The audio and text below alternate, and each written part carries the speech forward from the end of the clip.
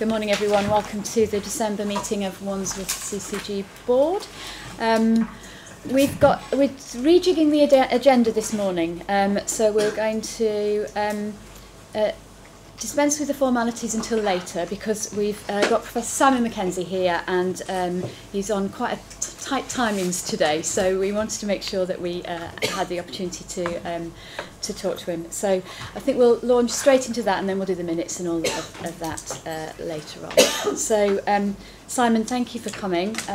Appreciate your attendance here. We just to put this into context, at our last board meeting we did a review of clinical and operational issues at St George's, so we really want to build on that discussion, and of course since then we've had the full CQC report and the quality summit, so I guess this is about by way of a progress report really, and we've already circulated your slides to people, so no need to kind of go through them in detail of course, but it would be good if you could spend 5 or 10 minutes talking about where things are, and then we've got some time for discussion, if that's all right.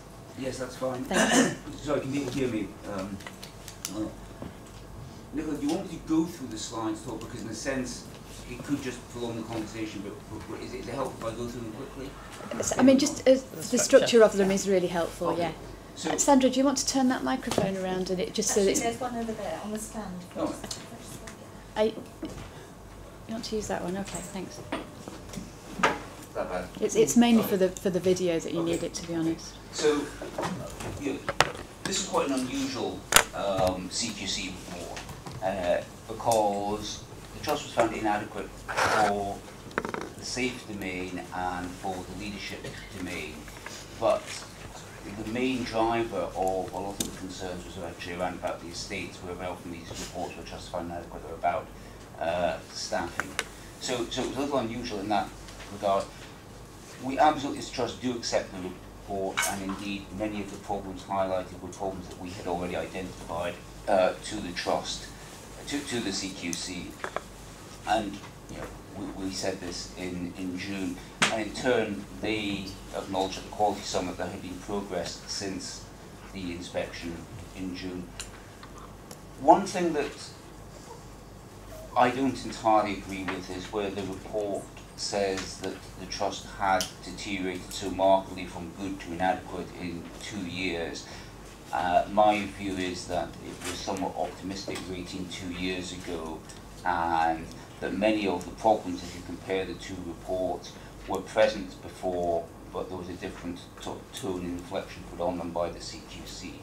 But it is important to understand that many of the problems that the trust is wrestling with that were present in June are still there. The financial situation is very challenging. I'm going back to our Finance Performance Committee. We're working on the estate, but there's a lot of work to do. There's years and years of backlog there.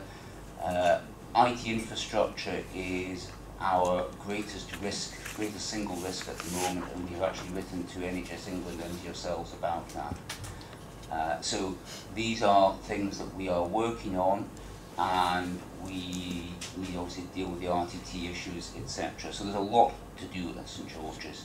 Although there is also a lot of very good stuff at George's, and we need to remember that.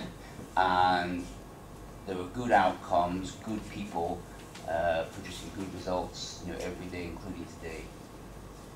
The CQC didn't take immediate action in terms of giving us a Section 31 letter telling us what to do, because they were satisfied with our initial response when they were minded to do that. But they did issue a Section 29 warning notice, which needed to be responded to by the end of November, and our response to that was around about theatres, moving the renal unit, repairing some of the leaks in Lanesborough, and reducing capacity in Gwyn Hall for the Queen Mary. The reason for doing that was that there were problems with morale, problems with staff recruitment. It was very dependent on agency, and really a bad experience for patients. So it was actually better to reduce the capacity and give patients better treatment and better conditions for staff.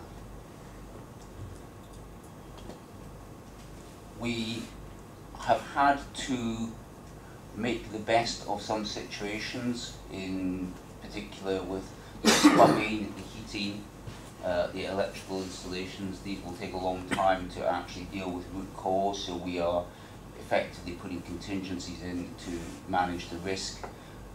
We are demolishing buildings that are not fit for purpose and not required. Just to give, it may sound an odd thing to do, but last year half the time the estates team spent was on doing running repairs to buildings that are not fit for purpose. So actually it's a tax on the rest of the hospital trying to keep those, you know, rubbish buildings. Some of them are very old and some of them are actually sort of relatively new porta cabins, but they're well beyond their use. One of the things I keep reminding staff is that it's not all about the estates and IT. It's really easy for everybody to get into that comfort zone because that's something effectively that somebody else needs to do. You know, people like me need to get money to deal with that. But there are things in the report that we need to deal with and that are absolutely within our capacity to deal with. And that's about how we treat patients. It's not that we treat patients badly, I'm actually quite clear that we don't, but it's in terms of our compliance with rules and procedures around things like mental capacity act, things, which are really important to make sure that we always get it right for patients. I mean, we usually get it right for patients, but what we need to do is to always get it right for patients. And those of you who've heard me speak on things before will know that I really think reliable healthcare is essential to good healthcare. We've completely revised our governance structures. We didn't think that our risk registers were fit for purpose or were being used properly, so we're going through a process of doing that. We have revised our meeting structure. We have tried to reduce unnecessary meetings and avoid clashes. So again, the governance that underpins really the board knowing what is going on, we're completely rejigging. We're trying to make it easier for staff at all levels with the risk register. And one thing I know that interests some people in this room is around about serious incident handling, which has not been good enough, particularly in the division of surgery.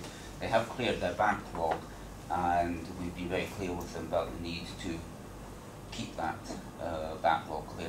I think there is still an opportunity to improve how we handle serious incidents.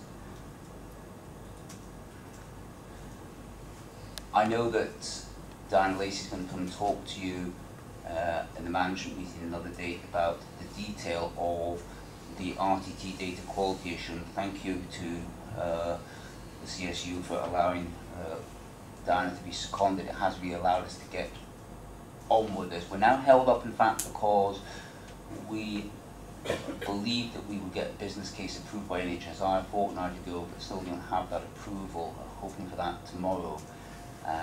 But the important context for this is it is a patient safety issue. What it means, for those who may not be familiar with it, is the Trust cannot reliably say how many people may be waiting for treatment and how long they've been waiting, so we can't guarantee to treat patients in chronological order.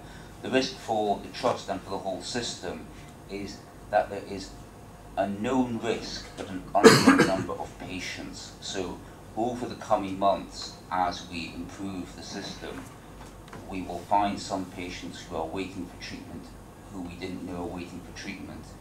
The numbers are genuinely unknown. Everybody has a theory, and it's easy to have because you can't be proven wrong. If it's a small number, clearly that won't be a big problem. If it turns out to be a very large number, that's going to put huge pressure on the system to deliver treatment for those people.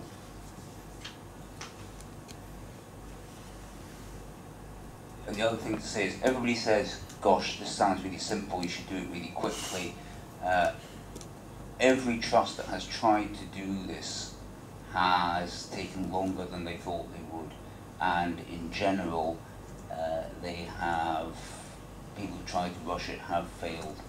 And some trusts have had to stop reporting again, having started. So we're keen to get this right. It's going to be very expensive, not just in terms of money, but in terms of expertise and capacity. And I know we've been looking for support from clinical colleagues in the CCG, particularly for harm reviews. So we're continuing to work now on various aspects of the quality improvement plan, but some of these have had sort of difficult decisions. So moving the renal unit's not been universally popular with people, but needed to be done. The alternative, I think we need to be clear, was there wouldn't be a renal unit at St George's. Underlying that, we need to remember, while being really honest about the challenges, that there's a lot of good work done by a lot of good people and a lot of good outcomes. So it's absolutely important to improve, to take the report, to accept the findings of the report, to take them seriously, but not to lose sight of the positives. And in fact, Professor Richards from the CGC and I were agreeing that there's a difference between the trust being rated inadequate for safety and being unsafe. It's a very important distinction. St George's is not unsafe. Okay. So there was a quality summit at which some people in this room were present, and we're working together on this. We do need your help and support. Some things, to be honest, we're not getting the support that we anticipated from the quality summit. Happy to discuss that. We have a quality improvement plan. What I want to say here is St George's basically has good people doing good work with truly awful processes, and it will take quite a long time to fix all of that. We do need to work together, and we need to avoid getting bogged down in the detail to the extent that we don't see the big picture. So this is not about doing it for the regulators. We do need to get the trust out of special measures, of course we do. But really, that will be a step on a journey about doing it for patients. Okay? And as we go through the excruciating detail of the quality improvement plan and the timeline, which you'll see goes beyond hopefully getting out of special measures at the end of next year, we need to remember the big picture and not get all the detail right and miss that. So when you look at how we report the quality improvement plan, it's just worth highlighting that on this slide, red means that we missed the time scale, amber means that there's some concern about the time scale, but we believe there are corrective actions in place, green means it's on schedule, and blue means that we believe it's actually embedded. Now, some things you need to appreciate, you may be on schedule but not yet done because they're not due to be done. So everything that's green isn't necessarily done. Okay, it's just not due yet. And one of the things that, given the breadth of challenges at George's, that we need to do is to prioritise things and realise that if we try to do everything at once, nothing will get done. So that's been the challenge putting together the quality improvement plan, to sequence things in a logical order, to do the urgent first, but there's lots of stuff that is important but not immediately urgent. I think probably it's helpful to stop at that point to give you time to ask questions. Great, thank you very much. That's really helpful. So, who would like to kick off with the discussion? Lucy. Thank you, Simon. I was one of those people that was at the Quality Summit, and I know that all the stakeholders who were at the Quality Summit made a range of commitments to support the Trust. You referenced that some of that support hadn't been forthcoming. Do you want to expand a bit on that and what we as the host for St George's can do to support you? Yeah, happy to. To be honest, we have had lots of good words from people, but we haven't had much action when it's come to pressure to be under. So from NHSI, we are still waiting on approval of the business case. We are very grateful, as I say, to the local commissioners for allowing us to have Diana seconded. That's been a tremendous boost. But being fined for RTT non-reporting simply worsens the Trust's financial position, and since we actually need that money in order to correct the problem, it doesn't seem constructive to us to have to bear that fine. We also concerned just about the sort of mood music that we have recently had a performance notice about the outpatient access policy. Again, this doesn't seem to us, to be honest, to be the collaborative atmosphere that we were promised. We've been trying to get a breadth of clinical experience for clinical harm reviews. Again, in theory, everybody's happy to do that. In practice, nobody comes forward. So I think what we're seeing is, 2 months down the line, there's words of support, but not actual support. That's not, it wouldn't be fair to say that's totally true, but that is better how it feels being able to do with more help. Because this is going to be difficult. I keep telling staff it's doable, and I believe it is, but in the current financial environment, particularly with the Trust being under huge financial pressure for the 31st of March and for next year's financial target, there's a risk that we do things short term badly, and we can make it look good for a little while and it'll come around again. My commitment is that we will make it resilient, not just a paid job. Okay, thank you. Did you have a follow-up? Yeah, so I think that's really helpful, thank you. I think one of the things I would reflect is firstly support for long-term resilience, not short-term fix, but also that CCG commissioners are in a similar place to yourself. There's a lot of things that need to be done. How do you schedule them? But also Wandsworth is the host of a range of CCG commissioners, so we may have an initiative or an area of support that we want to make, but we have to sometimes carry a large number of other commissioners with us, which may or may not be possible, and there are collaborative commissioning agreements that dictate how we can manage that. But equally, it might take time for us to achieve something in Wandsworth. We then might want to do it in Merton. We might not be able to do it in parallel because there are different systems and processes. But what we need to do, I think, is be much more transparent about how we are providing the support on things like GP clinical harm and the numbers of people and the way in which we're working together to do that, I think, because it definitely is something that that particular area is something that we want to support, and I have seen emails from GPs in both Wandsworth and Merton who are wanting to support the process at St George's. We need to make sure that we get that process right. Yeah, I do appreciate Lucy, the work that you've been doing and the range of commissioners, but I say particularly the fact that the system, I'll broaden it out from not just Wandsworth CCG, but the system has really been pretty unhelpful about all the financial pressures when we believe we have a good case. Doesn't suggest that as a system we're working together, and there is a risk that we produce a spiral of decline if we're not careful, despite our intentions to be different. Okay. Let's Stephen. Thank you very much. I want to pick up on the finance side. I mean, from 2 points of view, really, I guess. I mean, one is the run rate in terms of deficits and so on, and I'm conscious, the challenge you've got, and I guess my question is kind of, do you have any plausible prospect of getting out of that? And the second one, which is slightly different but linked, is about investment, because again, I buy the need for heavy investment, but equally, we've been, the word on the street is there's none or very little. So can you just say a little bit about the financial environment, not just in the very short term, but sort of how you see it going forward? So the financial environment is clearly pretty chilly, should put it that way,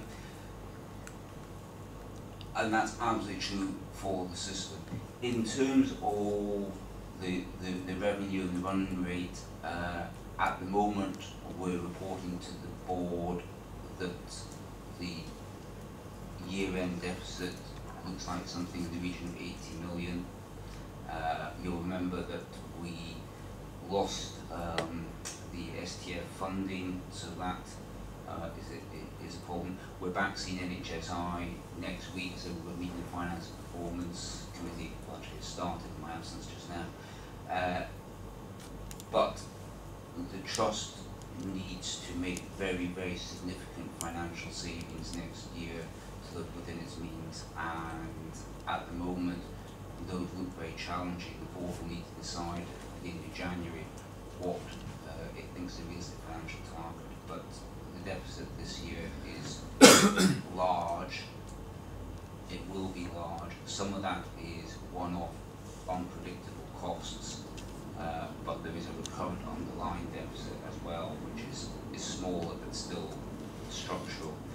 That will play into discussions absolutely about what St George's is for and how big it can be. So I think St George's historically, I wasn't here obviously, has attempted to grow its way out of trouble. I don't think that's a very credible strategy in normal times. It's clearly not true when you and other commissioners all looking to spend less next year, not more. There is also the issue of what the estate can bear. So that, which relates to capital. So we are still awaiting a decision on an emergency capital funding request that has been in with the centre since July, and we have not had a response yet. Again, there's lots of positive talk, but the cheque is not in the post. That is for 39 million emergency capital funding, and we have submitted a 2-year estates plan to NHSI last month as part of the requirements of the undertakings on our licence. We have to submit a 5-year plan by the end of March as part of those undertakings. In terms of the 5-year plan, St George's needs capital investment in the region of 200 million or more, and that's not to do anything exciting. That's to make sure that it is a stable, reliable infrastructure that will allow the staff to deliver the care they want to and the patients deserve. It's going to be very difficult in the current capital environment. We know that, and we're also aware that St Helier has issues. All we can do is highlight that's what St George's needs. Thank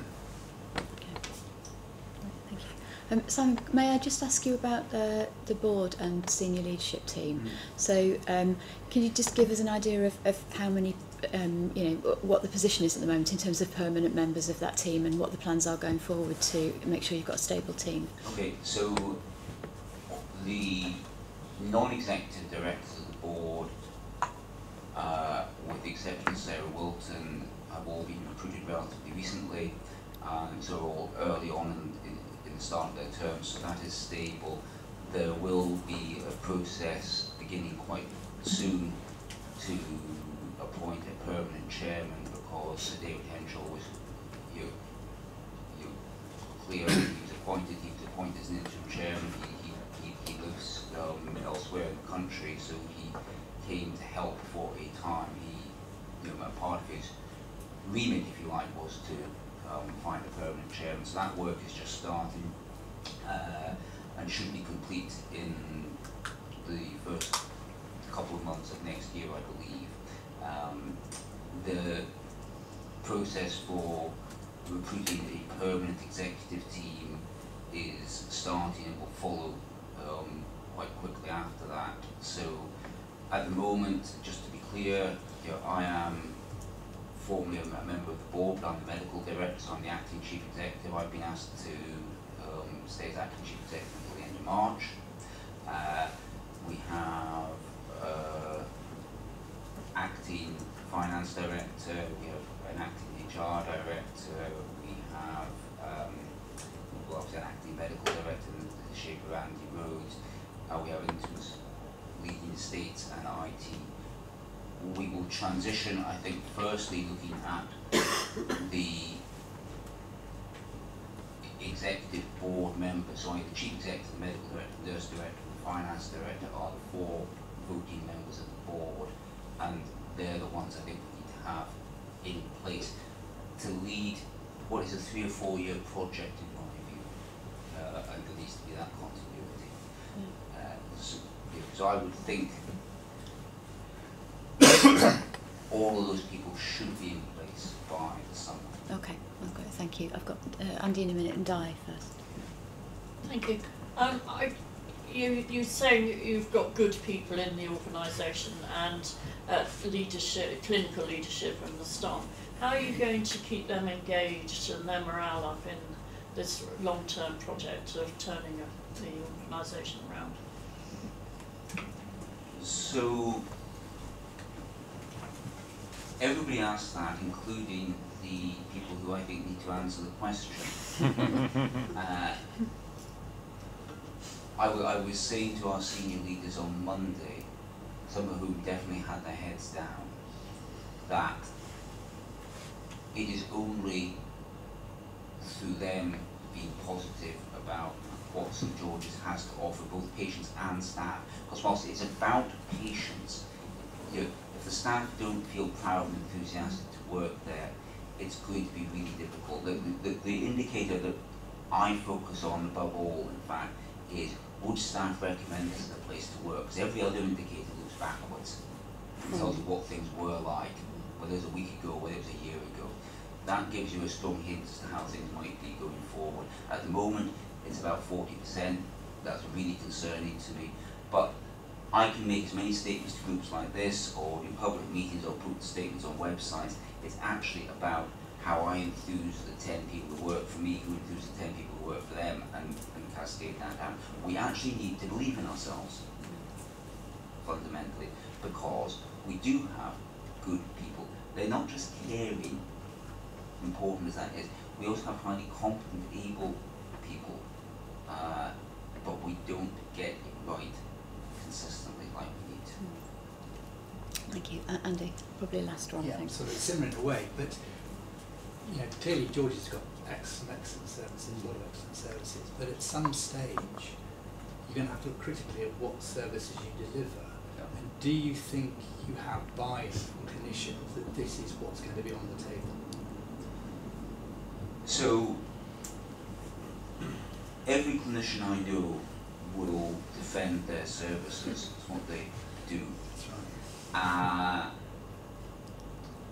And it's also, as we know, very difficult to move services because people get very concerned that, you know, I've been going to that hospital for 10 years, I don't want to go to another hospital that's actually 2 miles away. So we need to look at the strategy for George's, but we have not got the time for sort of 2 years of lots of group meetings with days and days.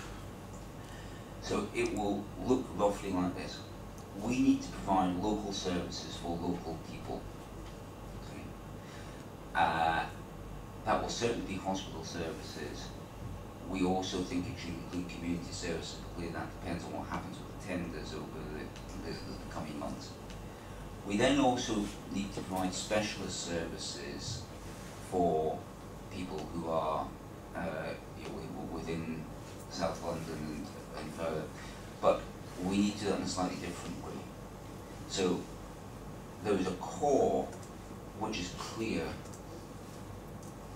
that we need to provide, which is related essentially to being a major trauma centre, which NHS England very clearly wants us to continue to be. So that means that in practical terms you would want to keep things like neurosurgery, you would want to keep the hyperacute stroke unit, you would want to keep the cardiac services. We've already stabilised vascular services, which, as you know, were a huge crisis last year, and it's actually one of those where crisis produced a much better result.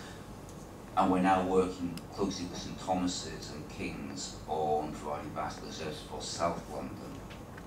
And I think that will increasingly be the future for our specialist services. So one clear difference is, I think St George's took a view before it was South West London and Surrey for its specialist services. We're now taking a view that aligns with NHS England's view. There are 3 large trusts providing tertiary services in South London, ourselves, GSTT and King's, and they're within 7 miles of each other, and you need to look at the duplication of that. But at the moment, and certainly looking for the next couple of years, I don't see anything that makes huge sense for George's to try to stop doing nor have I had any intimation from NHS England that there are things that they want us to stop doing. But I think over time there will be more networked development of these services in order to provide them in a sustainable way. And we're also, so I should say, we're also looking at what the options of working with St Helier, particularly around renal and paediatrics and things are, just really to make it more efficient so that we can release money for other things. Great, thank you very much. I'm going to wind up there so that you can go, because you're supposed to be in two places at once, aren't you? But thank you very much for coming. It's really helpful for us to hear from you what it feels like to be in this recovery, which I think, you know, as they say, is a marathon, not a sprint, really. And so, you know, from us, from our board and the organisation, we want to commit to supporting you in an ongoing way. St George's is very, very important to us, to our patients. So good luck. Keep your energy up, and yeah, we'll be liaising closely in an ongoing way. Thanks for coming, Simon. Cheers. Bye bye.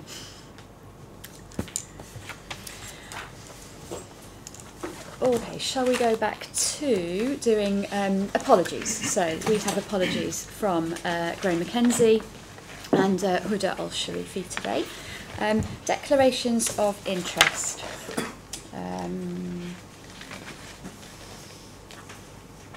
I think there are no specific ones that we need to raise on that, unless anybody tells me otherwise. And we are correct. So, the minutes of the 12th of October meeting. Anything on accuracy?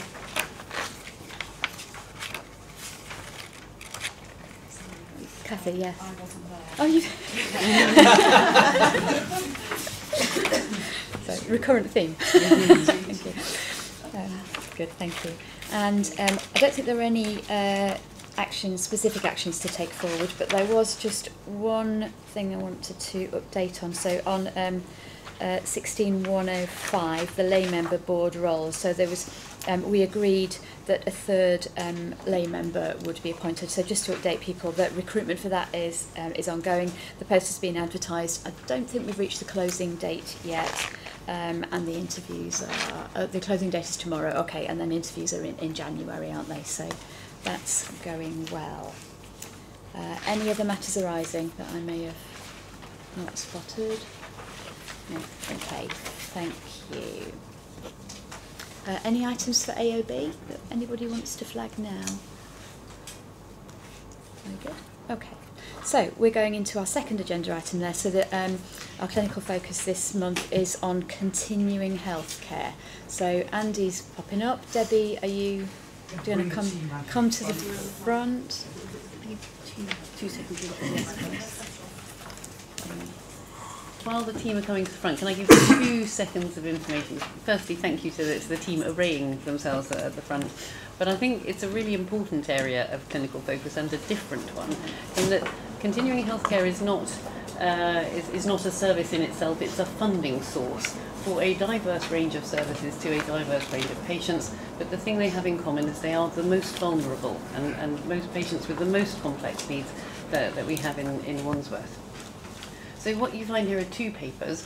One is about that diverse range of services to our most vulnerable patients and how continuing healthcare works, and which I know the team will answer the questions, you know, who is continuing healthcare for, and how does an application for services provided as continuing healthcare work.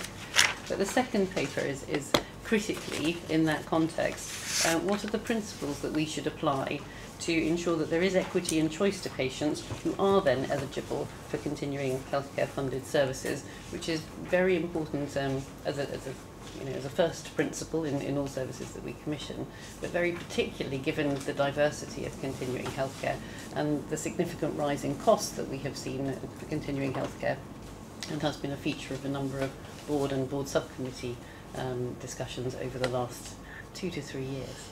So with that, that's my introduction. Thank you. So do you want to introduce yourselves as you're speaking, however you want to do it? Andy, you're kicking off. You know me, in the my name is Neville Cannon. I'm the clinical lead for continuing healthcare at Wandsworth.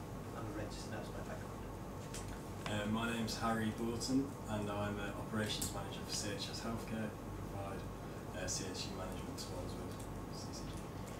I'm Debbie Bronte, Head of Planning for Wandsworth CCG, leading on continuing healthcare at the moment. So I'm going to kick it off. I'm here because Lucy sent an email. Slightly dodgy thing anyway. But what I'm going to try and explain is what CHC is, a little bit about the process involved in how we assess people for this care. Continuing healthcare is where a package of care, which could be in the patient's home or in a nursing home, is arranged for somebody over the age of 18 who usually has a mixture or either primary physical or mental health issues requiring a quite comprehensive care. The important thing about it is that it's actually not disease specific, it's actually needs led. So because you have a particular diagnosis doesn't gain you access to continuing health care, it's actually the needs produced by that diagnosis that makes it required. In terms of the process, how do you get into CHC? Well, there's a few ways through. There's a thing called the fast track process. So clearly somebody who has a rapidly deteriorating medical condition that means that they're going to need ongoing care in a fairly short order, that it would be inappropriate to go through a very lengthy process. So we have what's called a fast track process, so that patients can access this care in an appropriate fashion and their care needs to be met in an appropriate environment. The more traditional route, if you like, is where a patient's been in hospital or is in another care setting, and it is felt that they're likely to need a sort of a more comprehensive level of care when they either stay in that care setting or go home. And the tool we use is the thing called the DST, some of the acronym which I know Carol loves. This is a decision support tool.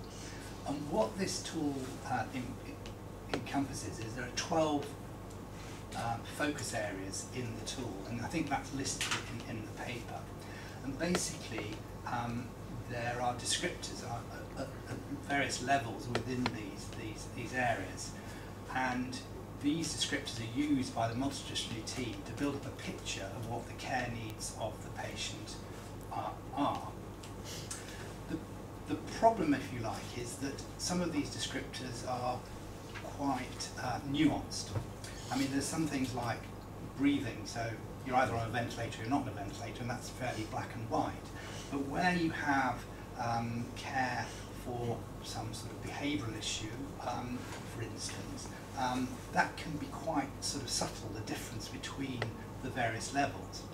The way it's scored, though, is that you either have to have a priority in one of these areas, which means that you automatically get CHC, or you get 2 severes, or you get a number of highs, and it's judged on the overall medical need that you need continuing care. But the key to this, though, is the fact that situations change. So it's very important this is actually reviewed. And I think one of the issues we have identified is that the review process wasn't occurring as much as it should have been, because I mean there are quite a lot of examples where patients go into continuing care and then their needs change, and it may be that actually the needs get greater, so we need to actually review the package of care they're getting and increase the level of care. But conversely, you may find somebody who I mean, there's a classic example, somebody with dementia who has very disruptive behaviour and therefore requires continuing health care for their ongoing needs. But over time, that behaviour becomes a lot less challenging, and therefore the level of care they need is not so great, and therefore they may not then actually meet the criteria for continuing health care. So it sort of goes either way.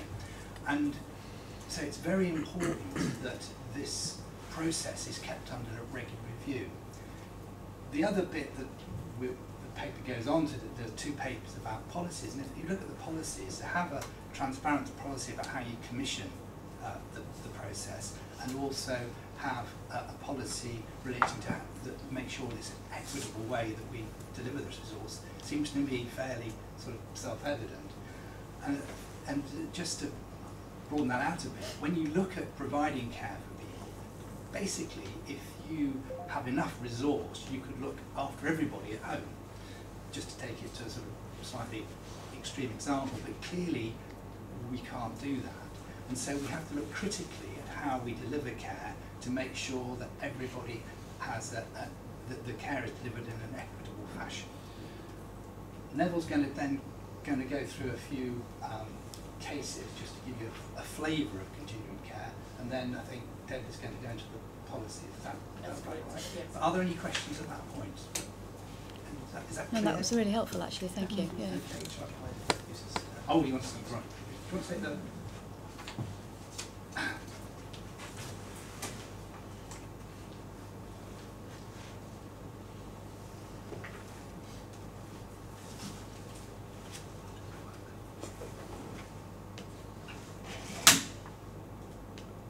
Oh, you're clearly a professional. rock musician. Yeah, yeah.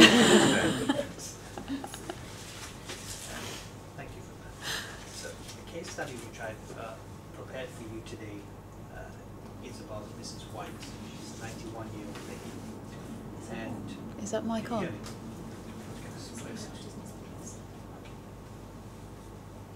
so the case study I've presented, I don't think it's on. presenting this morning is about, is it better? No, it is better. It is on. Is it? Okay.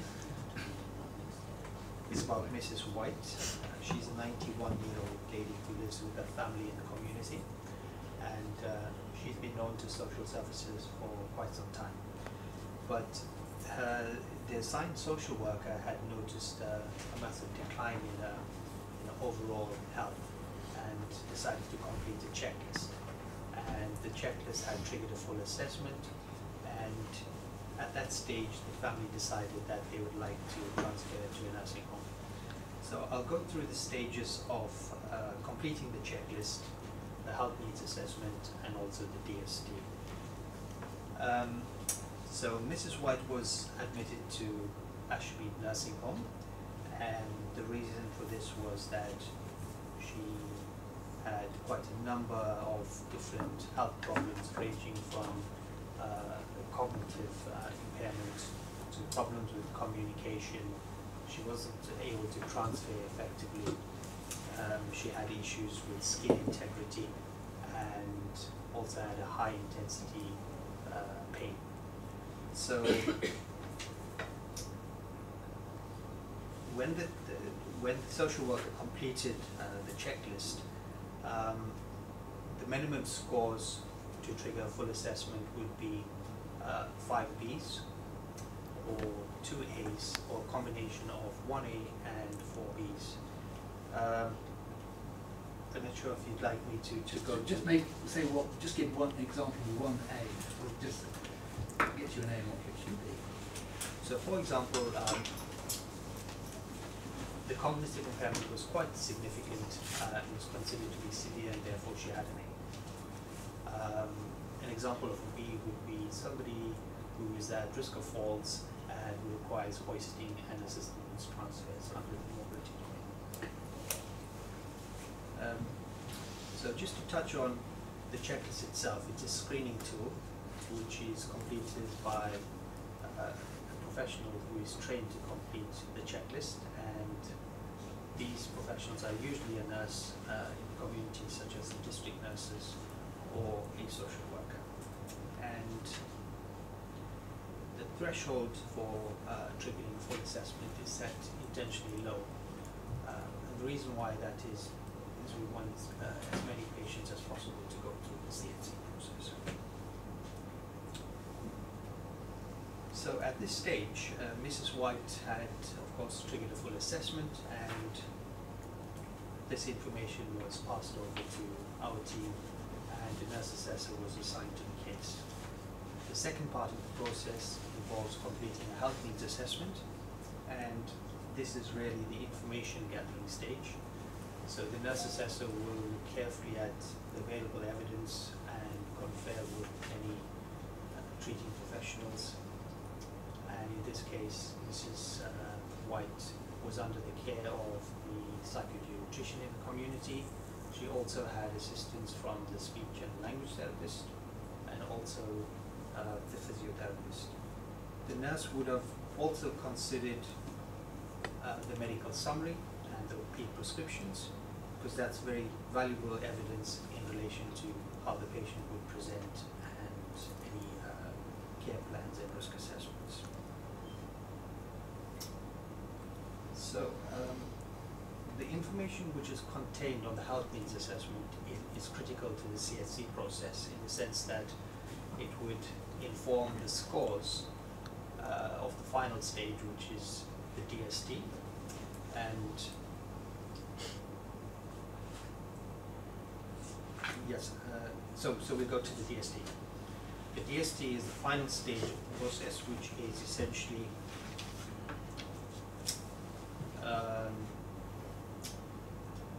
the process which the MDT will apply in order to determine eligibility for CSC funding.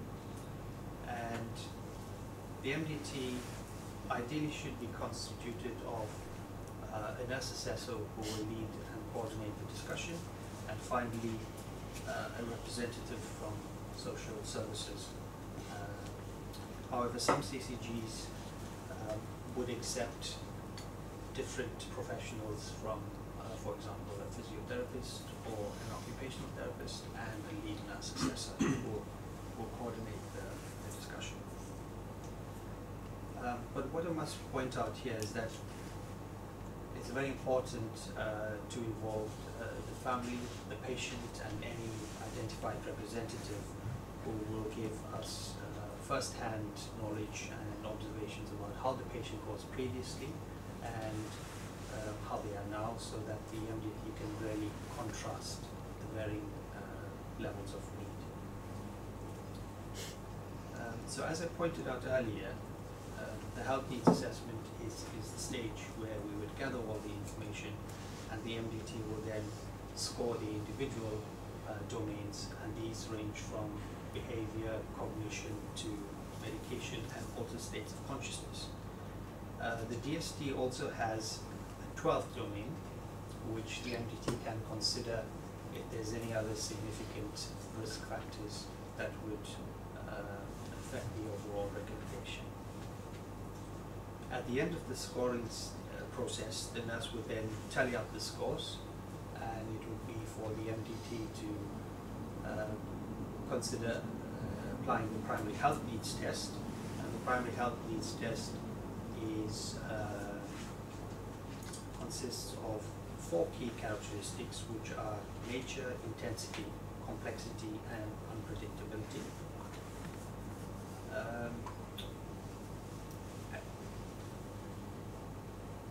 The MDT need to be very mindful at this stage of the quality and the quantity of the care interventions that are required to meet the patient's level of need. And I think for me as a nurse assessor, I'm very aware that there's quite a few disagreements within the MDT, but I think that's the purpose of the actual MDT being from various professions, leads to those difficult conversations, and which is really very constructive to the actual discussion itself. So at this stage, the MDT needs to be very mindful of the fact that if the patient presents with a very high level of need and the associated care interventions, whether it's over and beyond what a local authority would be expected to provide. So if it's answered in the affirmative, then the patient does have a primary health need and would automatically qualify for continuing health need. Going back to Mrs. White, she had scored severe under the cognition domain and a number of highs ranging from mobility to poor nutritional intake, poor skin integrity, and as I referred to earlier, issues with high intensity pain. So looking at that, it was clearly a case where the quality and the quantity of the care interventions were well beyond what the local authority would be expected to provide, and therefore she met continuing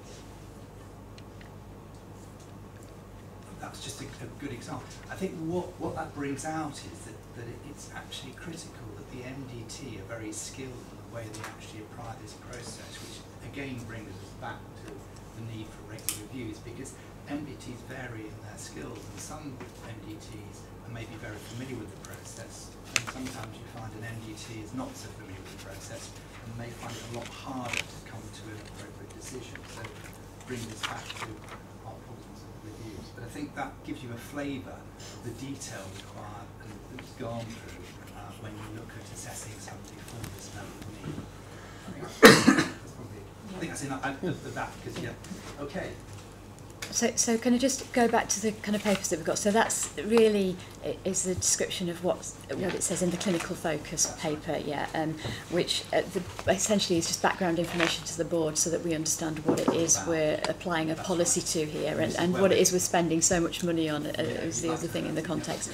So there we go. So that noted from a board's point of view. So Debbie, you're going to take us through the policy so we understand what it is that we're asked to approve here. So, as I said in the first paper, we commissioned a new provider from April this year, CHS Healthcare, who are with us today,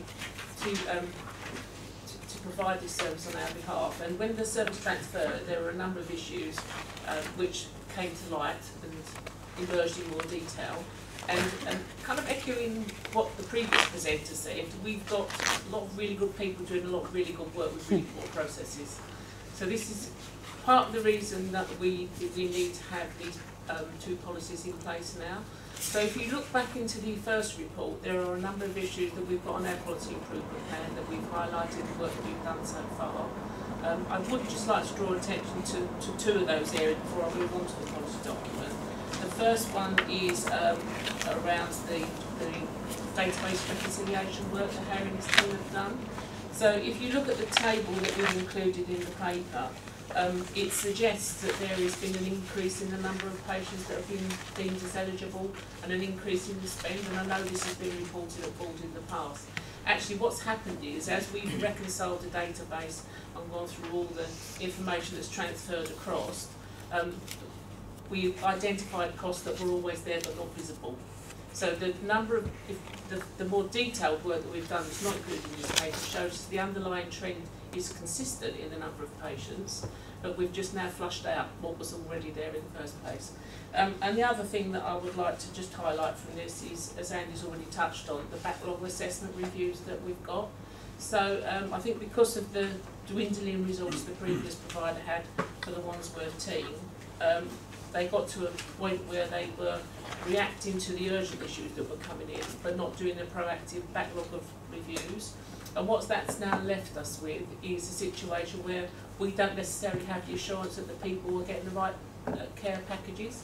So as we are working through that in our backlog project, and as we go forward with commission of services, we want to build a more robust framework around how we make those decisions so that we are equitable and transparent, because it is a really complex area and it's difficult for patients to understand. So we need to have these processes in place so that it is transparent for them, and that it will also support the team in the decision making that they are implementing. With any process and any policy, there is no one size fits all, and there are always going to be exceptions to the rule. So we've built into the policies an exceptions panel, so that if, based on the clinical need of the patient, the clinician makes a decision that he thinks that it needs to be outside of the accepted process, it can go to that panel to be ratified.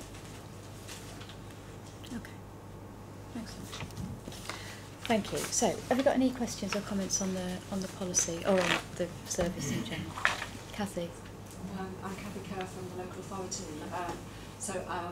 I understand that. So I think generally the experience from the local authorities, we work well together on this. I understand we've got some work in progress at the moment on a dispute resolution policy. We have. It's due to come through my management team, so I assume we'll also go through CCG exec governance. We call it protocol. A protocol, okay, yes. But that's what it's going to do. So we're going to have a protocol in place also. We've got a way of addressing any kind of issues we have about where responsibility lies. Yeah. So some good work there. Good. Okay. Thank you. Stephen. Hi, I'm Stephen again, one of the lay members. I chair the finance committee, so I'm sort of worried about the cost and all this. So, I mean, unease about it is that the cost, I mean, I recognise the hidden costs and all that, but nonetheless, the gross terms, the cost in Wandsworth of this service has shot up vastly in the last 3 or 4 years, and I'm not aware of any significant, comparable change in the clinical need in the Wandsworth population during that period. So something has happened, as it were, in terms of the expenditure that we've been putting into this.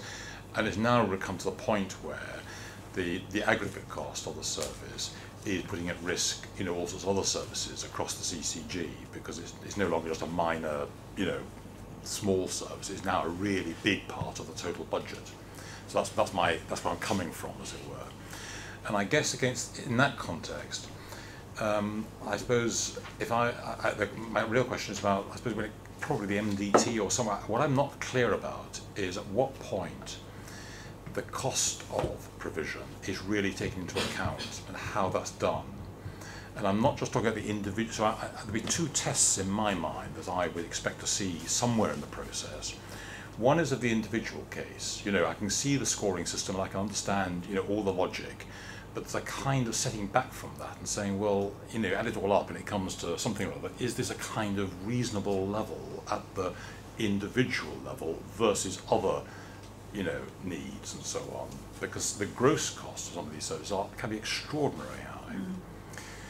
And then there's a second cut, which is in terms of the aggregate spend that we're putting on the service as a whole.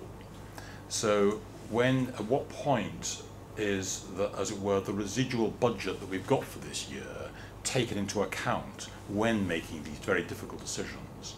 And is that an explicit part of the process? And do we incorporate that thinking into the process adequately? And is that information transparently there in front of people making the key decisions? And I see that they're quite difficult questions. I appreciate, but I'm worried that that without that sort of very explicit recognition that we are here prioritising certain aspects of our services over others, in effect, in a potentially open-ended way, we are actually putting at risk all sorts of other services. That's my question. So, can I just respond to that? Yeah. So, I'll try and respond to it. Quite a complex question. So, I absolutely agree with you, and I think in the past, the people that have been commissioning the care packages have not been cited on those costs. But the way that CHS work is that they are, and that's what these policies are aimed at the controlling. So when the care packages, when the eligibility is determined and the care package is decided upon, it's ratified by one of the senior clinicians, and they will work within the financial boundaries of these policies, and it will only be on an exceptions basis that they would go outside of that. So that will help to control costs. There's also some process. I don't know if you want to touch on some of the things that you do around strengthening the contracting process. Yeah, I think something we haven't mentioned yet is we've done lots of work with AQP, so any qualified providers within the Wandsworth area. So we now have that in place for not just nursing homes but also domiciliary care providers. So what that really means is that we've got a better idea of costs for care when people are becoming CHC eligible. There's not that risk of going to provider one day and them charging X for a level of care and then going the next day and then equating Y. If for whatever reason the care cannot be commissioned through a AQP provider, then it must then be ratified by our CHC lead, who looks through the cases as an exception.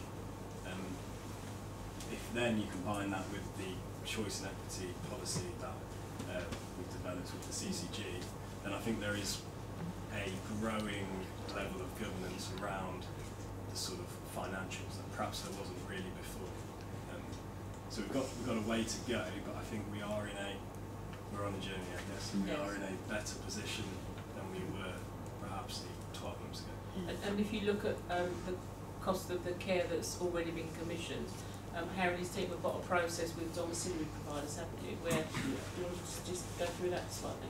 Yeah, absolutely. So one of the processes, or services as part of the CHC management service we provide is around really scrutinising the actual care that's being delivered, and that's very important for domiciliary care, because there can be a huge variety of reasons why care might not be delivered on a certain day, even though that patient has had it commissioned. Quite often down to patient choice. For instance, the daughter or whatever might take them out that day and not need the carer to come in.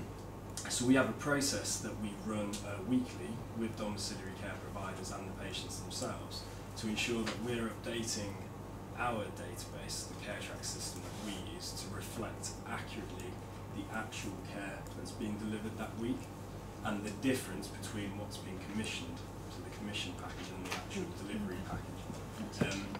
What we found is that can deliver reasonable savings on budget, and it gives another sort of governance level where the CCG is only actually paying for care that's actually being delivered rather than the commission. Okay, some more controls in place really. Is there anything else to add to that?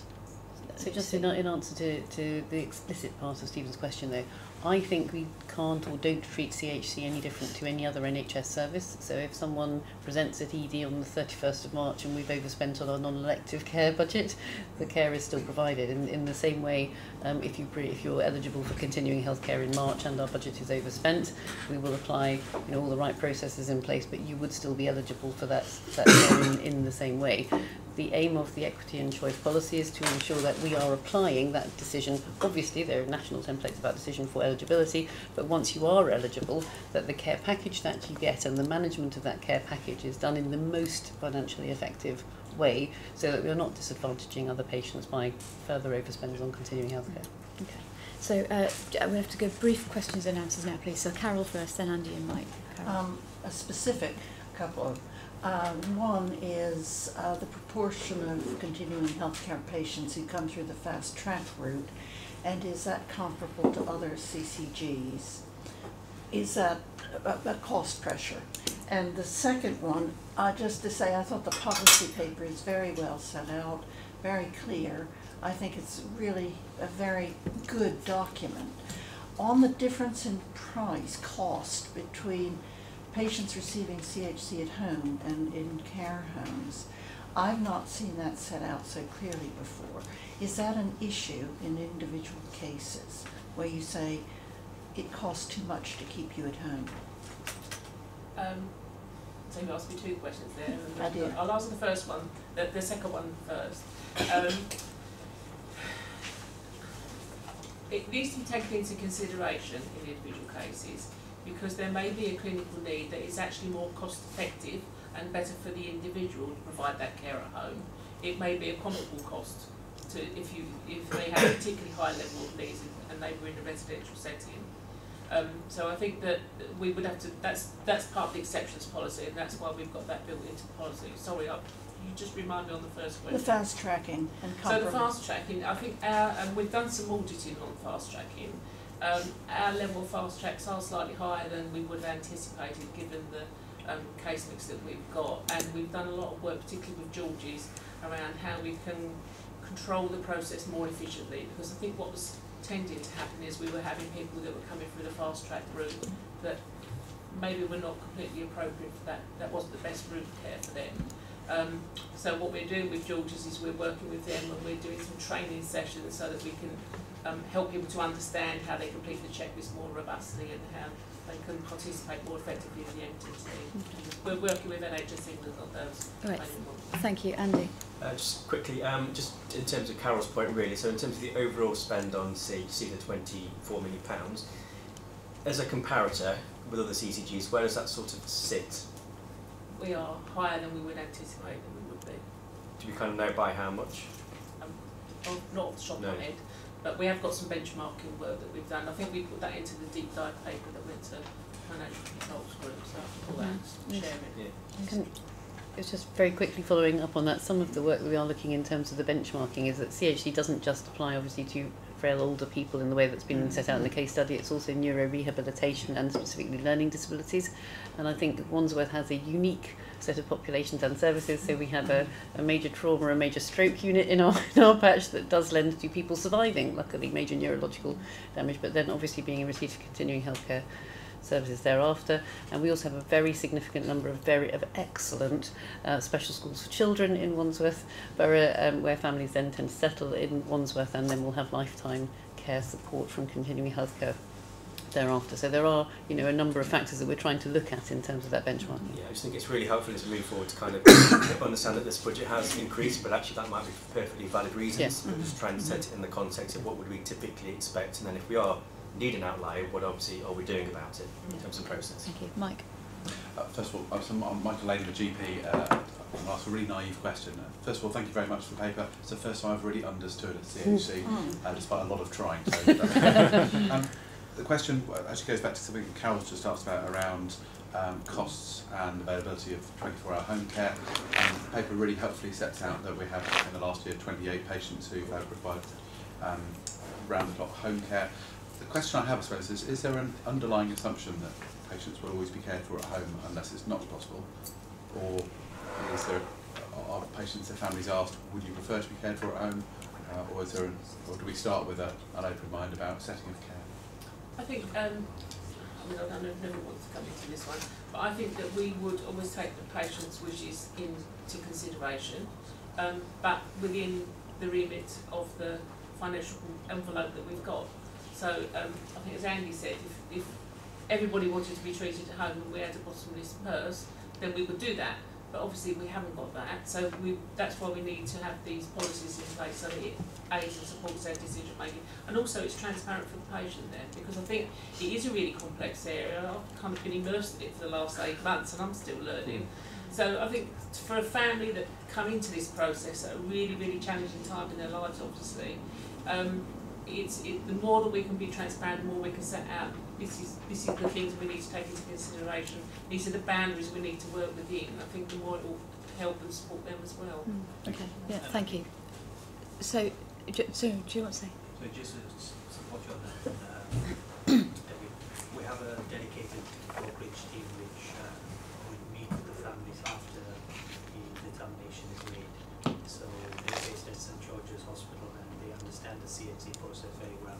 So they will look at various options regarding the care packages and advise the families accordingly.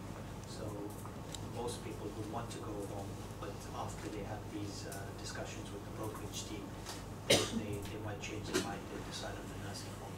So it's very carefully looked at. Yeah, good, thank you. Di, and then Jamie. Hi, just a quick one. In the review of the, when you talk about the review of the support, it talks about the gap in the service and the eligibility. But what about the quality of the service that's actually being provided? We hear a lot about nursing home care and the standards. And I was just wondering, to me that just seemed a little bit of a gap, and I may have missed it in terms of the review of the quality of the service that the client's actually getting. So we are working with Eileen Bryant on incorporating the CHC providers into the quality context dashboard. Yeah. Right. Okay. Yeah. Good point. Just to me, that seems a bit of a gap in that. It's Part of our quality improvement. Yeah. Good. Thank you, Jamie. Sorry. Sorry, I need to keep moving on. We're nearly done. Thanks. This kind of leads on from Di's question. Obviously, a very challenging service to manage, and it's also challenging to figure out how to involve patients in public. Obviously, individual patients and their families will be intensely involved, but I'm really struggling to come up with any kind of positive suggestions. The best I can do is how you would feel about an arrangement about our Health Watch entering the view team, coming to some arrangement with, I guess, looking into individual cases and where they're placed and how they feel about the service. So I think we need to just make the distinction though between the funding stream and CHC and the policies and that part of it, and the services themselves, which could be drawn from all sorts of different providers and places.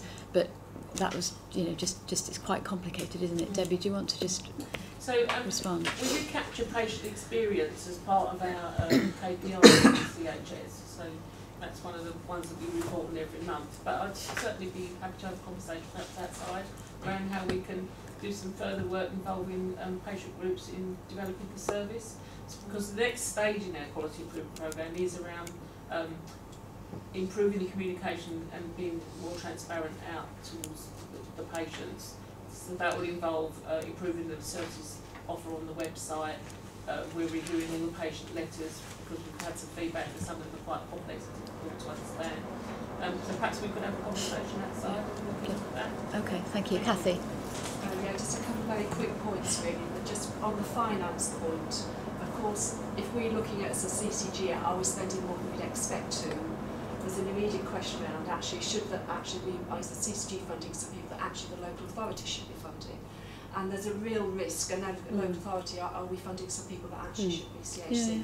There's a real risk of a push-me-pull-you kind of scenario here, which I think really highlights the importance of us having some clear joint working protocols between ourselves. And actually, Hannah's already, I think we're doing some good work around that.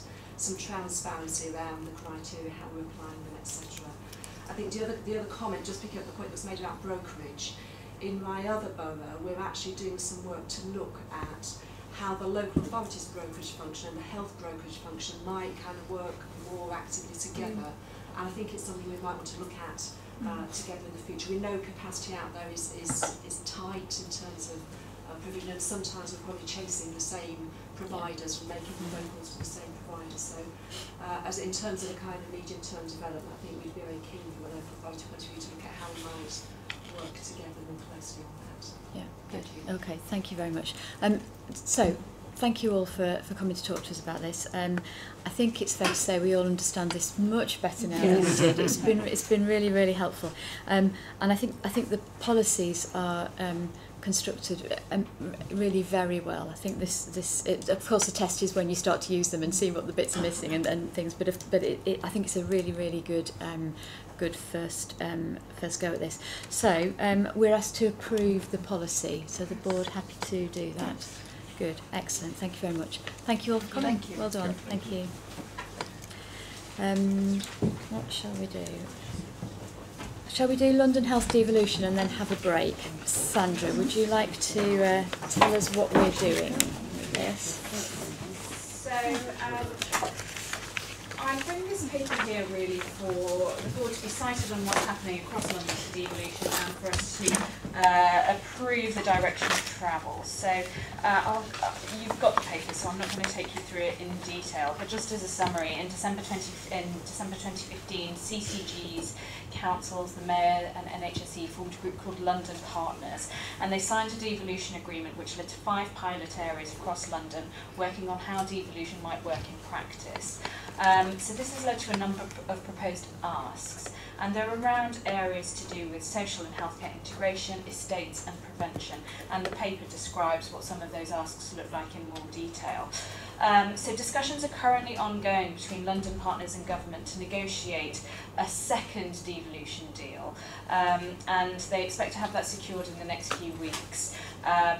And so currently, as part of that, there's an engagement process going on across CCGs to get some feedback about the work so far and how they might take this further. So specifically for Wandsworth, I don't think there's any direct impact right now. We aren't involved in any devolution arrangements now, and we don't have immediate proposals to do so. So I think this is more about us as a board just being cited on what's happening elsewhere and continuing to keep up with what the devolution areas propose, because there might be some opportunities for us in the future. So that's really where I think this lands for us as a board. There are, as I said, 3 specific asks that London Partners are asking all CCGs to consider, which are to note the progress, to review and provide any comments about the specific pilot areas and the work they're doing, and to support the development of the final devolution agreement, which, as I said, they're expecting to come out in the next few weeks, I think probably early January, and they're asking for us to have a process, probably Chair's action, to approve that devolution agreement when it appears. So just a couple of things. Thank you. So I think one of the things about this is, although we wouldn't seek to use the powers that this will present to us, it's about creating an environment in which others can. So it's not just for us. It's actually what else could go on out there. The other thing is, an email landed in my inbox last night with a whole set of papers, which I think is the next stage of it. So we took this to a previous seminar to discuss, and so we're quite late in the cycle. So I think the next set will not be, it will need to be managed before our next board meeting. Our full board meeting is in February, next one. So I think I will need to take chair's action on it. But we have had a good go at this, haven't we, in a seminar, and the opportunity now to make any further comments, really. So anything to say? Shall we let the world get on with it? And we will engage when we find the right way for us to do so. I think that's really important. So we're noting progress. We haven't got any additional comments to add, and we support the development of the agreement. And then I will take chair's action. And we might need to take it into, there's a seminar in January, which we could always look at it then, couldn't we, if necessary, if there's anything in it that seems contentious. All happy with that? Jolly good. Great, thank you very much. Shall we just have 5 minutes? Oh, yeah. Those cool. So the worst people are those from Eastbourne. Yeah, well, I heard you had a Hastings moment there. So my son was in it. It's very different actually. It's got a real, Yeah. Right, shall we reconvene?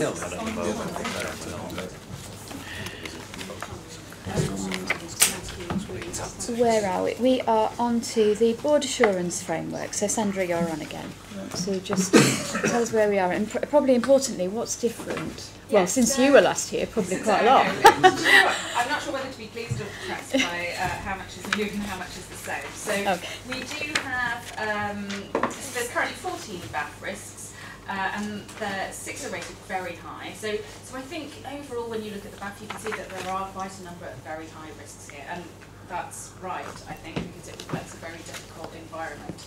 So I think we can feel assured that to some extent we are capturing that BAF. 6 are rated high and 2 are moderate. The highest level individual risk is challenges facing our main provider, which has a risk score of 20. So I think, again, hopefully that's something that as a board we all recognise as probably does reflect our top risk. There are 3 risks here which are risks that are operational risks that are on our risk register, but they're appearing here because they score above 12, so they automatically appear on the BAF. Those are the failure to provide assurance for the most vulnerable patients in care homes, failure to reduce inequalities, and financial distress of our main provider. We also have 2 new risks. One of those is the challenges facing our main provider. So that was on here before, but we've reframed it and redescribed it. And also a new risk we've added on is for the new operational model, which reflects the changes that are happening in CCG management frameworks. So I won't take you through each one in particular, but if anyone has any specific questions, obviously happy to talk about them. Good, thank you. So, sorry. What? Sorry. Just reminded me. We've also done on page 6. Yes, the bubbles. Yes, I hope you like them. Yeah. So we stole this from someone, didn't we? I can't think of it. The external auditors. So we thought actually this was a really helpful way of trying to describe how outward facing or inward facing we are with our risks, plus what's new and what's known. So as you can see, very happy to take comments on where we've placed these bubbles, because it's not an exact science, obviously, so we have used some judgment about this. But it does seem to be that we are describing risks that are more external facing and more new. So I'm pleased to see that there's more external, because I think that there is a risk that you can get a bit too inwardly facing within an organisation. Whether we're right in thinking that there's a higher level of instability and newness, I think is up for discussion. Okay, thank you. That does add an interesting new dimension to it. That's very entertaining. Thank you. Stephen. I just wonder whether, and the risk of St George is an interesting one. I mean, absolutely understand, and we heard you know, is it a risk to the, who's a risk to, I guess, particularly financial thing? I mean, you know, they're 80 million shortfall, whatever it is this year and whatever it's going to be in the future, their capital needs, I mean, all those are absolutely real, and at some point, if it's not addressed, will impact in a rather sort of unpredictable way, potentially are, I think, but it's not a risk to the CCG as in a very direct way. So that's sort of, but conversely, what is a risk to the CCG and its services very immediately and very directly seems to me our financial position. And at the moment, that is, I mean, it's there, but it's sort of a bit lower.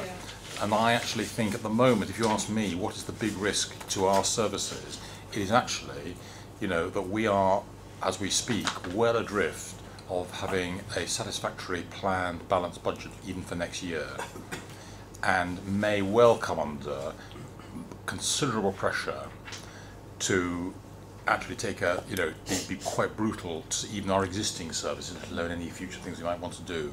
So that's the thing that worries me most, and it seems to me it's a very real, in our face issue. So I'm not saying downgrade St George's one, but I kind of feel somehow we haven't quite captured it. Saying we're going to the appropriate level of funding allocation. Well, we know what the funding allocation is, and it's not enough. That's a fact. That's not a risk. I think we've got quite highly, but yes, I take your point that we might not have described it in totality. I'm sure Neil will want to comment. I think just one point though about the St George's financial risk, obviously as we're working through a shared control total though, it does become more of a shared risk. Sure, So and not really. And also obviously the risk to our patient population. So I think that's why we're trying to reflect that, but I take your point that we might not have described the overall financial risk as clearly as we could have done. No, so absolutely, and I think one of the things that we picked up, these are all old risks, so it's sort of just evolved, and I think the reflection when we were reviewing this is I think we needed to capture, so the QIP is obviously part and parcel of our overall, so that's almost like the bit that will enable us to get back into balance, but is not, you know, the only financial risk. There are significant other risks, and I think you're right, it does need to be reflected. I think the low down nature is probably just that others have stayed on the risk rating, and it's just because it's a risk that's a later risk rather than an earlier risk that we've picked up. It's not that we necessarily see it any lower down. Okay, anything else to say? So this, you know, this the bubbles. So in the top right quadrant then, by external factors, are you just saying that they are things outside the organisation that we may be able to influence and engage in, or are they things that we can do nothing about? Just when you were thinking about it. So, do you want to? No, I'll describe it. So I think we were saying that they are it's not that they're things we can't do anything about. We absolutely can influence, because I think it's. Although some of them we can't. Yes. Funding allocation. Yes, I suppose so. Yes, but it wasn't because we generally felt they had they were outside our sphere. It was more to do with the fact that they're not totally within our control. Yeah. Okay. And the size of these bubbles is not relevant. No. Okay. Because that's the next level of complexity you could go to, isn't it? But you know, I have to say, I just thought I fell in love with this. I just thought, because this linear presentation of it, because it's complex, you need that needs to stay.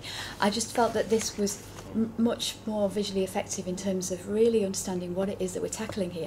If we had done this at the beginning, this would have looked quite different, wouldn't it? It would have been very internally focused and all about things that we were doing lots of things about, and we'd have been, you know, not really thinking about all those other things, and they weren't there to the same degree, although they were clearly bubbling up. I think this is really important for us. A little direction of travel, Aaron. So, I don't know. 3-dimensional with colour and sound videos. And we might need to manage expectations. I think some of it it's just useful to do something different every now and then. I think you're quite right. Same risks all the time. Stop seeing them. And Stephen, I completely agree with the thing about there are clearly lots of issues about George's financial risk that impact on us, the way that we work. But you sort of heard the way Yeah. Simon was talking, the way that we work with them is changing, needs to change, and that presents a risk to the organisation just in terms of our capacity and the focus that we end up putting on St George's at the risk of other things being, you know, less of a high priority. Also raises the question: do we agree totally with him? Well, so yeah, I mean, so but you know, so it is a risk there, but our internal financial situation has to be right up there. So that would be good to amend that. Great, thank you very much, and thank you for your new burst of creativity on that. Okay, so on to policies, which are in their own way creative. Neil, for financial ones first, shall we do you want to, don't tell us what's in them, will you? That's been done by FRC, hasn't it? It has. Can we so hear about that? That's all I'll reflect is to say, so we started the review back in late summer, went to the Finance Committee. We've had a number of goes at this, because I think when we initially looked at it, we realised there was lots of references in there that actually weren't referencing the right areas. We needed to reflect the primary care delegated commissioning that we were taking on board as well, so that needed to be in there. And I think we got to the point where we've now sent the report around to the Finance Committee members for them to have one last final look at that. I think the comments that we've had back so far are that there are some slight revisions that we need to make to it, but given that we're probably going to need to refresh in April to reflect the new world that we're moving into, I don't think it's absolutely essential that we hold up the publishing of this document, because I think there's been a huge amount of work that we just need to get published out there, and then we can reflect the changes that we think need to be made in the next iteration. So you'll see in the report that Sandra has very helpfully laid out the areas of where we've made the changes, so I don't need to go through the whole document, but happy to pick up any questions anybody's got, and I don't know whether Stephen may want to add his own comment. Yeah, I mean, can I just say, I actually did read them last night, amongst the second cases, and I was very pleasantly surprised. It's a long time since I've really read them properly, and actually they are very well written. I mean, they actually they're readable, which is quite surprising, given the nature of them. And I agree. I mean, there are some. When you look at it in detail, not surprisingly, you do find a query on paragraph 17b and this kind of thing. But I don't think they are material or hold us up. But they themselves say, actually, they should be reviewed annually. And we do need to do that because they do reflect the world as it is at a moment in time, and the world doesn't stay still very long, as we learn to our cost. But I would like to compliment the team for actually doing it. This is a good quality piece of work. Thank you. So I was going to say, well, then we ought to schedule every December or whenever it is that we do these review of these policies, or at least they go through FRC with a report to board of no amendments recommended.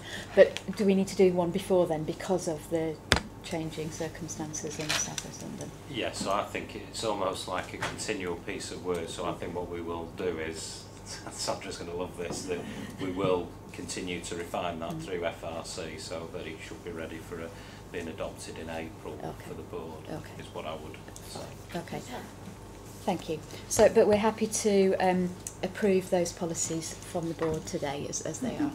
Very good, thank you.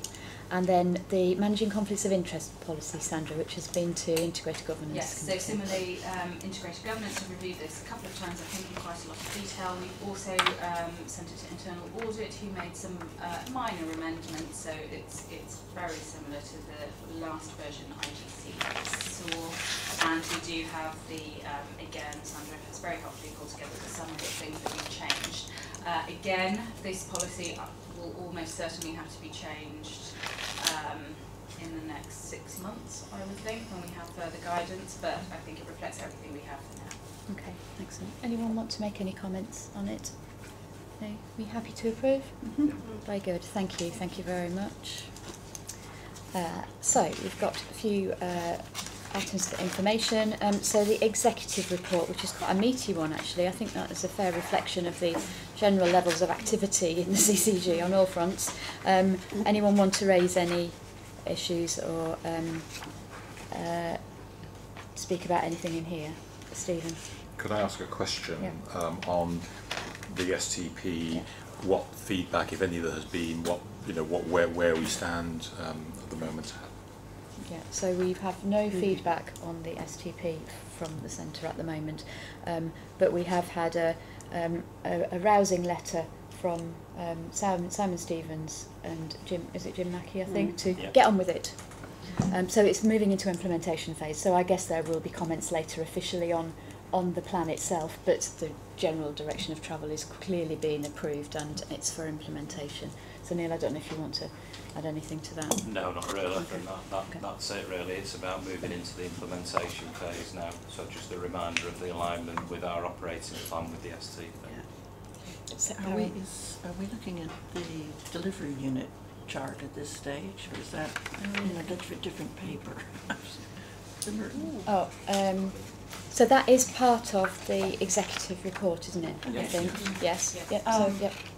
I was interested to see the chart on page 9, which has public and patient involvement crossing the 2 boroughs, as I read that, which I think is quite interesting, and I think it raises some opportunities for working together with Merton on some engagement and information campaigns, and I think it gives some interesting opportunities. Yeah. So I don't think it's specifically saying how PPI will work. It's more to cite it at this level in the organisation, and then how that operationally works. But you're quite right. Yeah. Andy, did you want positive. to? No, just yes. Okay. Thank you. It's more representational. Yeah. Good. Anything else on the executive report? No, but thank you to all the contributors for that, because I know it's something that everybody tends to add into. Performance report. Sandra, do you want to flag any issues? Yes, just a couple of things to flag. So obviously everyone will be familiar with the performance report. We recently have had 2 of the clinical priority areas from the IAF, the Improvement Assessment Framework, published. The first one is mental health, where we've been judged as needing improvement. I should just say that these priority areas, there's a number of inputs that go into them, some self-reported and some data extraction, and the methodology for knitting it into an overall rating is not entirely transparent, so we don't exactly know how they're arrived at, but I mean you can get a good sense of it from the report. So mental health needs improvement. However, the indicator which is marked red there around children and young people's mental health is incorrect, so we believe that this will improve the next time this data is refreshed. We don't know exactly to what level, but it should improve. But clinical priority area for maternity has been rated as performing well, so that's really positive, and we have Mike here, so if anyone has any specific questions, I'm sure he would be delighted to tell you about why we're doing so well in maternity. But I'll keep going.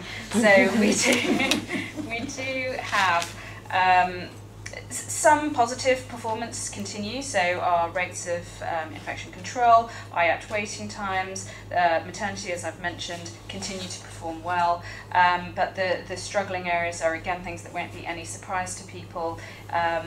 ED, although we are meeting our STF trajectories, RTT, which we talked about before when Simon was here, and cancer waiting times this month have not been met by Wandsworth, although George's performance is quite good and it has been good to date, so I think that probably just reflects a blip this month. So I'll probably stop there, but happy to take questions if anyone has them. Good. Okay. Stephen? I'm just slightly puzzled by the maternity performing well despite having a red. I mean, I don't know whether, whereas the one before is needing improvement with one. I mean, it's just slightly unintuitive. It's mysterious. I mean, I do feel somewhere, and it may be an offline thing, a bit of a tutorial on these measures would be, I would find helpful. So we are going to bring something to the next IGC with a bit more detail on them, and I'm sure Mike knows more about the maternity one, but the exact construction is not published, so we don't exactly know what marks then lead to the overall. Well, that makes them extraordinarily difficult then as a management to respond to. If you don't actually know you know, I mean, you don't know what the levers. What would you need to do to make them better, as it were? You know. You do for the individual. I suppose my counterpoint would be you do for the individual indicators within them. It's just you don't. It's just the overall rating box that we're not exactly sure so how many performing yellows well. and reds and so on. I see. Yeah. Yeah. So Mike. if it's any help, I am aware. And be careful what you wish for around the tutorial. I trust you, Mike. And it's about the weighting of each criteria.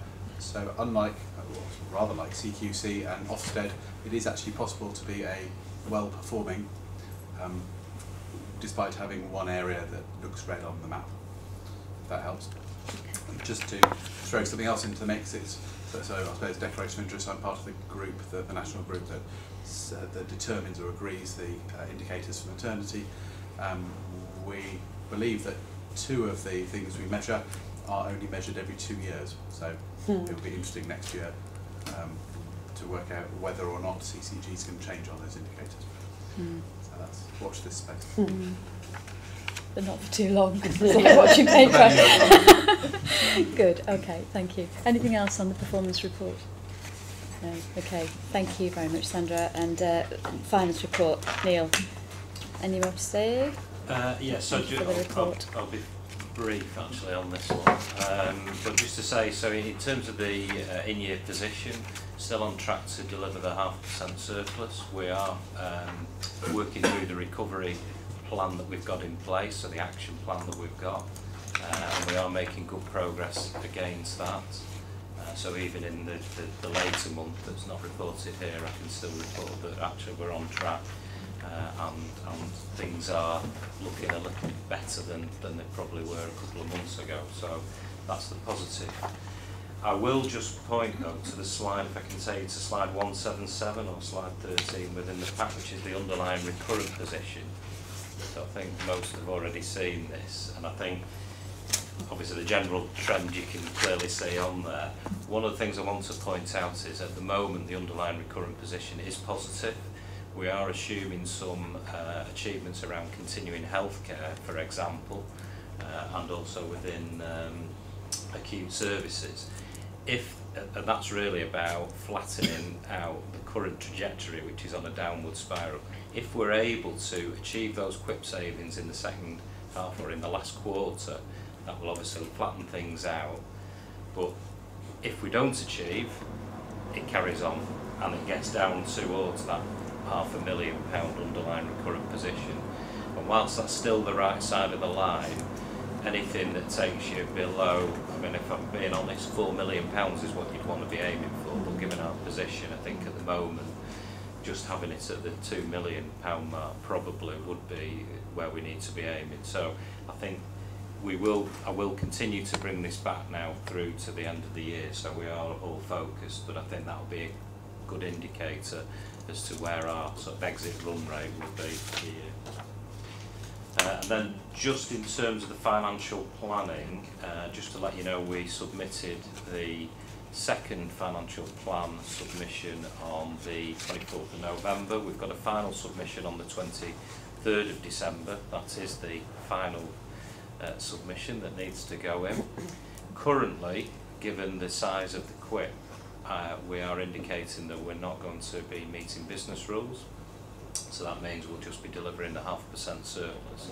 We're getting a lot of pushback around that, and equally Kingston and Sutton CCG are also expected to achieve business rules this year.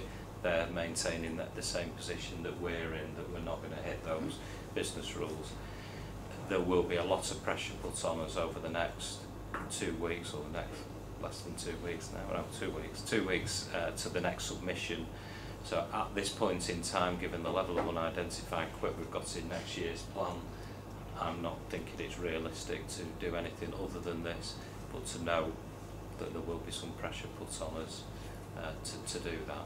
I mean, it's a very high QIP plan to start with, and what we're talking about to achieve business rules is another £2 million that we would need to add into the QIP plan. So that's for next year? That's for next year, for 17-18. So essentially, the position this year was that we had 0.5% surplus, so it's the same as what we're It is. suggesting. So it's an in-year Okay. break even next year, which Yeah. effectively delivers you 0.5% surplus, and we were expected to deliver another 0.5% next year to make the 1%. So we will continue to do that. I'm going to take Finance Committee through the scenario, so it could be both scenarios, achieving business rules, sticking with the break even, may even become a third scenario that comes out of that discussion, but I think I've been more assured that they've got fully cited on the detail behind it, and then we can report back to board after that meeting. Okay, thank you. Any questions, anything to add? Okay, thank you very much. So we've got some papers for information for the board, and they are the committee feedback forms from Integrated Governance, that was September and October, and then the Audit Committee in October, and Primary Care Committee in September, although we have had another one since then, haven't we, which hasn't yet gone through the cycle. Okay, good. Okay, so we hadn't flagged any other business. Anything arisen? Okay. So for open space, we've got some questions which have been submitted in writing, but the people who submitted them aren't here. So what I propose to do is we'll send a written response to those, if that's all right. And then if anybody wants to ask a question now, then it's your opportunity to do so.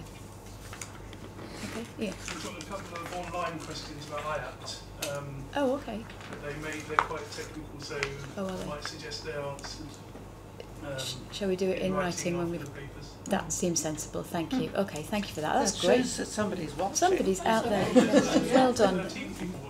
Are there? Well, thank you very much for being there. Good. Okay, is that it? Are we done? Thank you very much. Thank you everyone, because we had an early start as well, so well done for sticking with it, and Merry Christmas. I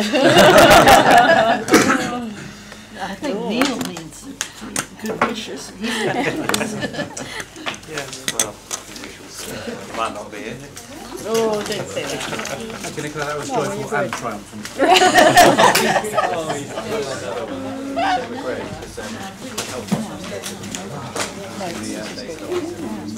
So we have Are you going to go back and tranquilise it just because? You know your cat.